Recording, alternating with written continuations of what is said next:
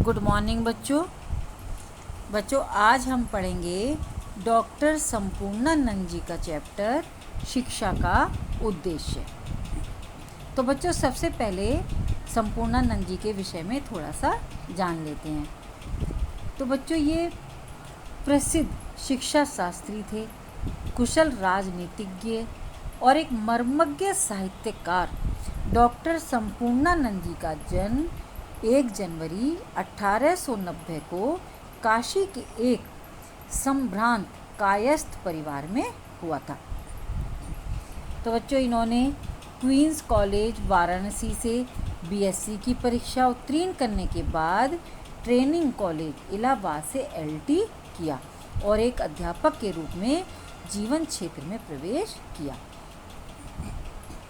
तो बच्चों इन्होंने इसके बाद सन 1921 में महात्मा गांधी के राष्ट्रीय आंदोलन से प्रेरित होकर ये काशी लौट आए और ज्ञान मंडल में काम करने लगे।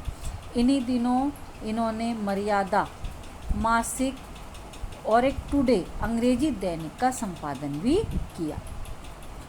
तो बच्चों राष्ट्रीय स्वतंत्रता संग्राम में प्रथम पंक्ति के सेनानी के रूप में संपूर्णानंद जी ने कार्य किया और सन 1936 में प्रथम बार कांग्रेस के टिकट पर विधानसभा के सदस्य चुने गए। तो बच्चों इसी तरह से इन्होंने 1937 में कांग्रेस मंत्रिमंडल गठित होने पर ये शिक्षा मंत्री नियुक्त हुए और टिकट पर ही इसके पश्चात बच्चों इन्होंने 1955 में ये उत्तर प्रदेश के मुख्यमंत्री बने। सन 1962 में राजस्थान के राज्यपाल नियुक्त हुए और सन 1967 में राज्यपाल के पद से मुक्त होने पर काशी लौट आए और वहीं पर ये काशी विद्यापीठ के कुलपति रहे। तो बच्चों इनकी मृत्यु 10 जनवरी 1969 को काशी में ही इनका स्वर्गवास हो गया, यानी कि इनकी मृत्यु हो गई। तो बच्चों ये संपूर्णानंद जी एक विद्वान थे। संस्कृत, अंग्रेजी, हिंदी तीनों भाषाओं पर इनका समान अधिकार था। तो इसके बाद इनकी प्रसिद्ध रचनाएं हैं, जैसे समाजवाद, आर्यों का आदिदेश, चिद्दिलास, गणेश, जीवन और दर्शन, अंतर्राष्ट्रीय विधान, पृथ्वी से सप्तऋषि मंडल, वेदार्थ प्रवेशिका, चीन की राज्य क्रांति, भाषा की शक्ति तथा अन्य निबंध, अंतरिक्ष यात्रा, ब्राह्मण सावधान, ज्योतिर्विनोद, अधूरी क्रांति, भारत के देशी राज्य आदि। तो बच्चों इस तरह से इनके विषय में थोड़ा सा जानने के पश्चात अब हम पढ़ते हैं इनका चैप्टर शिक्षा का उद्देश्य। तो बच्चों इसमें लेखक ने शिक्षा के उद्देश्य पर कि उसके निर्धारण पर प्रकाश डाला है कि अध्यापक और समाज के सामने सबसे बड़ा प्रश्न है कि लेखक का विचार है क्या अध्यापक और समाज के सामने एक सबसे बड़ा प्रश्न क्या है कि शिक्षा किस लिए दी जाए। शिक्षा का जैसा उद्देश्य होगा तदनुसार ही पाठ्य विषयों का चुनाव होगा। अर्थात कि शिक्षा किस लिए दी जाए, शिक्षा देने का उद्देश्य क्या हो, या शिक्षा के उद्देश्य के निर्धारण के पश्चात ही विद्यार्थियों को पढ़ाए जाने वाले विषयों का निर्धारण संभव है। तो बच्चों लेखक का मानना है कि शिक्षा देने का उद्देश्य स्वयं में स्वतंत्र नहीं है, अर्थात किसी एक बिंदु को लेकर शिक्षा के उद्देश्य का निर्धारण नहीं किया जा सकता। पर शिक्षा का उद्देश्य स्वतंत्र नहीं है, वह इस बात पर निर्भर है कि मनुष्य जीवन का उद्देश्य क्या है, मनुष्य का सबसे बड़ा पुरुषार्थ क्या है, मनुष्य को उस पुरुषार्थ की सिद्धि के योग्य बनाना ही शिक्षा का उद्देश्य है। अर्थात कि शिक्षा का उद्देश्य क्या है, जो मनुष्य के जीवन के उद्देश्य से जुड़ा हुआ है और यही जीवन का उद्देश्य पुरुषार्थ से संबद्ध है, यानी कि उसी से जुड़ा हुआ है। इसलिए पुरुषार्थ का निर्धारण होने के बाद ही शिक्षा के उद्देश्य का निर्धारण किया जा सकता है। तो बच्चों, इस पैराग्राफ में लेखक ने स्पष्ट किया है कि पुरुषार्थ की सफलता के लिए ही शिक्षा देना, यानी कि पुरुषार्थ की सफलता के लिए ही शिक्षा देना ही शिक्षा का उद्देश्य है। पुरुषार्थ दार्शनिक विषय है, पर दर्शन का जीवन से घनिष्ठ संबंध है। वह थोड़े से विद्यार्थियों का पाठ्य विषय मात्र नहीं है। अर्थात इसमें बच्चों लेखक ने मनुष्य का जो मूल पुरुषार्थ जानना चाहा है कि वह जानना चाहता है कि मनुष्य के जीवन का उद्देश्य क्या है, और इसी के प्रसंग में उसने दर्शन को महत्व दिया है। लेखक ने व्यक्तिगत जीवन से ऊपर उठकर उसे उठने का संदेश दिया है कि वह एक थोड़े से, यानी कि जीवन का दर्शन से घनिष्ठ संबंध है। ये एक थोड़े से विद्यार्थियों का ही एक पाठ्य विषय मात्र नहीं है कि केवल दर्शन केवल पाठ्य पुस्तक में लिखा हुआ दर्शन ही नहीं है, अपितु ये प्रत्येक क्षेत्र से संबंधित हमारा गहन चिंतन का मत भी है कि प्रत्येक समाज को एक दार्शनिक मत स्वीकार करना होगा। उसी के आधार पर उसकी राजनीतिक, सामाजिक और कौटुंबिक व्यवस्था का व्यू खड़ा होगा। यानी कि जो एक दर्शन मत को लेखक ने स्वीकार किया है कि उस दार्शनिक सिद्धांतों के अभाव में जीवन या समाज का संचालन नहीं हो सकता, क्योंकि उसी के आधार पर हमारी राजनीतिक, सामाजिक और हमारी पारिवारिक व्यवस्था खड़ी हुई है। यानी कि तो इसीलिए हमें कोई न कोई दार्शनिक मत स्वीकार करना होता है। जो समाज अपने वैयक्तिक और सामूहिक जीवन की केवल प्रतीयमान उपयोगिता के आधार पर चलाना चाहेगा, उसको बड़ी कठिनाइयों का सामना करना पड़ेगा। क्योंकि जिस समाज में किसी दार्शनिक मत के आधार पर व्यवस्था नहीं की जाती, तो वो केवल क्या होता है, केवल एक अवसरवादिता और उपयोगिता के आधार पर ही व्यक्तिगत या सामूहिक समस्याओं का समाधान खोजने का प्रयास किया जाता है। यानी कि जो उनकी कठिनाइयाँ हैं उनका सामना करना पड़ता है और उन्हीं का समाधान खोजने का प्रयास करना पड़ता है। अब एक विभाग के आदर्श दूसरे विभाग के आदर्श से टकराएंगे। अर्थात बच्चों, जैसे ये होता है ना कि एक स्थिति में एक व्यक्ति का स्वार्थ, अर्थात एक चीज़ किसी व्यक्ति के लिए तो अच्छी है और वही चीज़ दूसरे व्यक्ति के लिए गलत साबित हो जाती है। तो इसी प्रकार से कि जैसे एक विभाग के आदर्श, अर्थात जैसे हम मान लीजिए कि हमारा क्या है कि एक क्षेत्र है कि आज एक साइंस का पढ़ने वाला छात्र है और दूसरा किसी और अन्य विषय को लेता है, तो उससे क्या होता है, लेकिन हर विभाग का आदर्श अपने आप में संपूर्ण है, सब अपने अपने आप में संपूर्ण है। तो इसलिए एक विभाग के आदर्श दूसरे विभाग के आदर्श से टकराते हैं। जो बात एक क्षेत्र में ठीक जचेगी वही दूसरे क्षेत्र में अनुचित कहलाएगी। आ गया समझ में कि मनुष्य के लिए अपना कर्तव्य स्थिर करना कठिन हो जाएगा। तो जैसे क्या होता है कि जैसे एक व्यक्ति अथवा दूसरे समुदाय के लिए जो एक बात अनुचित हो जाती है वह दूसरे के लिए उचित होती है, तो जो क्या होती है, फिर वही बातें एक सांप्रदायिकता का रूप ले लेती हैं। और आज समाज में ऐसी ही स्थिति दिखाई देती है कि यह कठिनाई दार्शनिक सिद्धांतों के आधार पर विचार करने से ही दूर हो सकती है। कि इसका तमाशा आज दिख पड़ रहा है, चोरी करना बुरा है पर पराये देश का शोषण करना बुरा नहीं, झूठ बोलना बुरा है पर राजनीतिक क्षेत्र में सच बोलने पर अड़े रहना मूर्खता है। यदि कोई राजनीतिक क्षेत्र से संबंध रखने वाला व्यक्ति सच पर ही अड़ जाए तो क्या वह राजनीति कर सकता है? नहीं कर सकता। घर वालों के साथ, देशवासियों के साथ और परदेशियों के साथ बर्ताव करने के लिए अलग अलग आचारावलियाँ बन गई हैं। अर्थात क्या होता है बच्चों कि अगर कोई राजनीति के क्षेत्र में व्यक्ति है तो उसको क्या है, क्या वो राजनीति का क्षेत्र वो अपने घर में भी कर सकता है? नहीं कर सकता। क्या वो अपने घर वालों के साथ या अपने देशवासियों के साथ या परदेशियों के साथ अलग अलग उसका व्यवहार बन जाता है। इससे विवेकशील मनुष्य को कष्ट होता है पग पग पर वह धर्म संकट में पड़ जाता है कि क्या करूं। इससे क्या होता है, जो एक अच्छा मनुष्य होता है, एक ज्ञानवान मनुष्य होता है, वही बात जो उसके लिए अच्छी है वो दूसरे के लिए बुरी हो जाती है। तो इसी कारण से वह धर्म संकट में पड़ जाता है कि मैं क्या करूं और क्या ना करूं। कल्याण इसी में है कि खूब सोच विचार कर एक व्यापक दार्शनिक मत अंगीकार किया जाए। अंगीकार मतलब स्वीकार करना।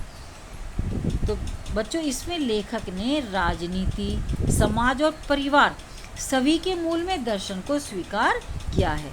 यानी कि हमें एक दार्शनिक मत को स्वीकार करना चाहिए कि यदि मानव दार्शनिक आधार पर चिंतन करने लगे तो समाज की सारी विषमताएं और विकृतियां ही समाप्त हो जाएंगी। तो फिर सारे व्यवहार की नींव बनाया जाए। ये असंभव प्रयत्न नहीं है कि प्राचीन भारत ने वर्णाश्रम धर्म इसी प्रकार स्थापित किया था। वर्तमान काल में रूस ने मार्क्सवाद को अपने राष्ट्रीय जीवन की सभी चेष्टाओं का केंद्र बनाया। ऐसा करने से सभी उद्योग एक सूत्र में बन जाते हैं और आदर्शों और कर्तव्यों के टकराने की संभावना बहुत ही कम हो जाती है। तो जैसे यानी कि जो अगर हम किसी भी कार्य को करते हैं, अगर हम एक दार्शनिक मत को स्वीकार कर लें तो इससे क्या होगा कि एक समुदाय के सिद्धांत दूसरे समुदाय के सिद्धांतों से नहीं टकराएंगे। और नहीं तो क्या होता है, ऐसी स्थिति में एक व्यक्ति का स्वार्थ दूसरे व्यक्ति के स्वार्थ से टकराने लगता है। तो इस निबंध में दार्शनिक शास्त्रार्थ के लिए स्थान नहीं है। मैं यहाँ इतना ही कह सकता हूँ कि मेरी समझ में भारतीय संस्कृति ने पुराने काल में अपने लिए आधार ढूंढ निकाला था। वह अब भी वैसा ही श्रेयस्कर है, यानी कि कल्याणकारी है, क्योंकि उसका संश्लेष शाश्वत है, यानी कि चिरस्थायी है। बच्चों, ये वाला पैराग्राफ बहुत अच्छा है। आत्मा अजर और अमर है। बच्चों, इसमें लेखक ने दार्शनिक दृष्टि से आत्मा की शक्ति और उसके स्वरूप का विवेचन किया है कि उसमें अनंत ज्ञान, शक्ति और आनंद का भंडार है। अर्थात आत्म साक्षात्कार क्या होता है कि हम जब मनुष्य की आत्मा स्वयं को उसे अपनी शक्ति का ज्ञान हो जाता है, वही आत्म साक्षात्कार होता है। तो जब तक व्यक्ति के आत्म साक्षात्कारी क्या होता है, उसके आनंद की कुंजी है। जब तक वह संसार में भटकता ही रहता है कि उसे कहीं भी किसी क्षेत्र में आनंद की प्राप्ति नहीं होती। कब तक नहीं होती? जब तक वह स्वयं को नहीं जान लेता, यानी कि जब तक वह अपनी आत्मा को, अपने ज्ञान को नहीं पहचान लेता। अकेले ज्ञान कहना भी पर्याप्त हो सकता है, क्योंकि जहाँ ज्ञान होता है वहाँ शक्ति होती है। जैसे बच्चों क्या है कि किसी भी क्षेत्र में आनंद की प्राप्ति नहीं होती। मानो संसार की प्रत्येक वस्तु कैसी है? नश्वर है, फिर उसमें आनंद कहाँ? एक केवल क्या चीज़ ऐसी है? आत्मा ही ऐसी है जो ना बूढ़ी होती है ना मरती है, यानी कि आत्मा अजर और अमर है। आत्मा संपूर्ण ज्ञान से परिपूर्ण है। ज्ञान ही शक्ति का आधार है, और जहाँ शक्ति होती है, वहाँ जहाँ ज्ञान और शक्ति होते हैं, वहीं आनंद भी होता है। यानी कि ऐसी शक्ति में से आनंद की प्राप्ति होती है। अर्थात आत्मा में ज्ञान, शक्ति और आनंद तीनों ही मिले हुए हैं। इसलिए मनुष्य को आत्म साक्षात्कार करना चाहिए, क्योंकि परंतु अविद्यावशात वह अपने स्वरूप को भूला हुआ है, इसी से अपने को अल्पज्ञ पाता है। अर्थात जब तक मनुष्य अज्ञानवश अपने आत्मज्ञान को भूल जाता है तो वह अपने आप को क्या पाता है? अल्पज्ञ, यानी कि कम ज्ञानी पाता है। और अल्पज्ञता के साथ साथ क्या होता है? अल्प शक्तिमत्ता आती है, यानी कि उसकी शक्ति भी जैसे जैसे जब मनुष्य में अज्ञान रहता है, उसे अपने भीतर कुछ कुछ खोया हुआ सा लगता है, और वह यह नहीं समझ पाता कि उसमें क्या खो गया है, और उससे क्या होता है कि उसका परिणाम दुख होता है, उसे दुख की प्राप्ति होती है। तो भीतर से ऐसा प्रतीत होता है जैसे कुछ खोया हुआ है, परंतु यह नहीं समझ आता कि क्या खो गया है। उसे खोई हुई वस्तु की अपने स्वरूप की निरंतर खोज रहती है। तो क्या होता है व्यक्ति को कि वह अपने खोए हुए स्वरूप को पाने के लिए किए जाने वाले प्रयासों के पश्चात ही उसकी आत्मा विभिन्न विषयों में भटकती रहती है। तो जैसे क्या होता है, वह खोज करती रहती है और आत्मा अनजान में भटका करती है। कभी इस विषय की ओर दौड़ता है तो कभी उसकी ओर। क्या होता है, जैसे जब हम किसी भी विषय का चयन करते हैं तो हम कभी तो ये सोचते हैं कि हम ये ले लें और कभी हम सोचते हैं वो ले लें, यानी कि हमने अपने आत्मज्ञान को नहीं पहचाना, आत्म साक्षात्कार नहीं किया और इसीलिए हमारा मन इधर उधर भटकता रहता है। परंतु किसी की प्राप्ति से तृप्ति नहीं होती, क्योंकि अपना स्वरूप इन विषयों में नहीं है। जब तक आत्म साक्षात्कार न होगा तब तक अपूर्णता की अनुभूति बनी रहेगी और आनंद की खोज जारी रहेगी। तो बच्चों, इसी प्रकार से लेखक ने कि जो अपने इन विषयों में उसे वास्तविक स्वरूप के दर्शन नहीं हो पाते, इस प्रकार वह बाहरी वस्तुओं में ही अपनी खोई हुई वस्तु यानी कि अपने स्वरूप को प्राप्त करना चाहता है और वह यह नहीं समझ पाता कि आत्मज्ञान के अभाव में वह एक किसके समान हो जाता है। जैसे मृग होता है ना, कि उसे कस्तूरी की सुगंध आती है और वो इधर उधर भटकता रहता है, जिसके और बाद में क्या होता है, उसे फिर भी वह नहीं मिलती और वह दुख पाता है। इसी तरह से कि जब तक हम में आत्म साक्षात्कार नहीं होगा, मनुष्य अपने स्वरूप को नहीं पहचानेगा, तब तक उसे आनंद की प्राप्ति नहीं होगी।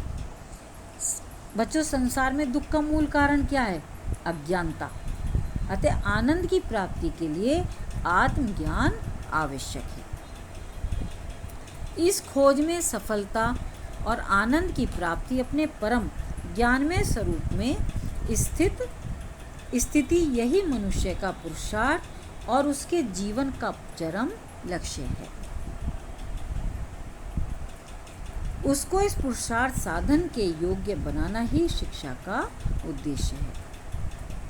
राजनीतिक, आर्थिक और सामाजिक व्यवस्था सबसे अच्छी है जिसमें पुरुषार्थ सिद्धि में सहायता मिल सके, कम से कम बाधाएं तो न्यूनतम हो। तो लेखक का कहने का तात्पर्य बच्चों कि जो राजनीति, आर्थिक और सामाजिक यानी कि जो मनुष्य की आर्थिक, राजनीतिक, सामाजिक व्यवस्था कैसी है कि उसके लिए वही सर्वोपरि होती है और यदि वह उनको प्राप्त कर ले, यानी कि व्यक्ति को इस सर्वोपरि लक्ष्य को यानी कि अपने ज्ञान को प्राप्त कर ले, तो उसके उस प्राप्ति का यानी अर्थात वो उस लक्ष्य को पाले, उसके योग्य बनाना ही शिक्षा का उद्देश्य है। आत्म साक्षात्कार का मुख्य साधन योगाभ्यास है। बच्चों, इसमें व्यक्ति के आत्म साक्षात्कार हेतु योगाभ्यास की दृष्टि से शिक्षक व समाज की भूमिका का उल्लेख किया गया है कि लेखक के अनुसार व्यक्ति का प्रमुख पुरुषार्थ क्या है? शक्ति, ज्ञान और आनंद से परिपूर्ण अपनी आत्मा का साक्षात्कार करना, जो हम अभी पहले पढ़ चुके हैं कि अपनी ज्ञान, शक्ति और आनंद से युक्त आत्मा को पा लेना।